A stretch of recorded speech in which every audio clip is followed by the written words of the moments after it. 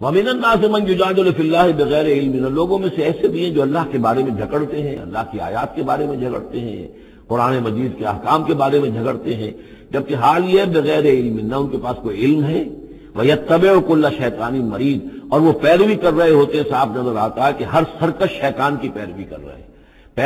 ان کے عمل کو دیکھو تو مغرب کی نقالی کر رہے ہیں، ان کی ہر ایک چیز کی جو ہے انہوں نے اپنی زندگی میں اختیار کی ہوئی ہے، پورا جو ہے مغربی ان کے اوپر تہذیب کا غلبہ ہے، ساری اقدار لیکن باتیں بڑھائیں گے قرآن کی طرف سے اور حدیث کی طرف سے، اور انکار حدیث ہے اور فلاں یہ ہے، اور قرآن کا تو نتیجہ یہ نکلتا ہے وہ نہیں نکلتا ہے، اور یہ اجتہاد کیا جانا چاہیے، اور قرآن مجید جو ہے یہ تو اب کتاب جو ہے بوسیدہ ہو گئی ہے، یہ باتیں بھی کہی گئی ہیں کہ کوئی ایسا بھی ہمارا جو نظام ہونا چاہیے اجتہاد کا جو قرآن مجید کو بھی اوور رول کر سکے، یہ باقاعدہ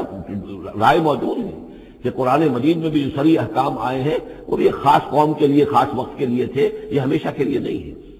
تو بڑے بڑے دانشور، بڑے بڑے جو اسکالرز ہیں، بڑی بڑی ڈگریاں ان کے پاس ہیں، میک گل سے لے کر آئے ڈگریاں، ڈاکٹر فضل الرحمان صاحب آئے تھے تو میک گل سے ڈگری لے کر آئے تھے، جنہوں نے جو وحی کے بارے میں کہا تھا کہ یہ حضور کا بھی کلام کہا جا سکتا ہے، اس کو اللہ کا بھی کلام کہا جا سکتا ہے، باقی فرشتے کی کوئی حیثیت نہیں ہے، یہ ساری باتیں ڈاکٹر فضل الرحمان کہنے والے تھے۔ میک گل سے انہوں نے یہودیوں سے آ کر ڈگریاں حاصل کی تھی انہوں نے، اور انہوں نے جو بھی بہت سے اور دانشور بہت سے موجود ہیں اس وقت دنیا میں کہ جو ویسے سمجھے جاتے ہیں کہ بہت وہ اسلامی اسکالرز ہیں، ٹاپ کے اسکالرز ہیں، وائٹ ہاؤس میں بھی انہیں طلب کیا جاتا ہے۔ یہ جو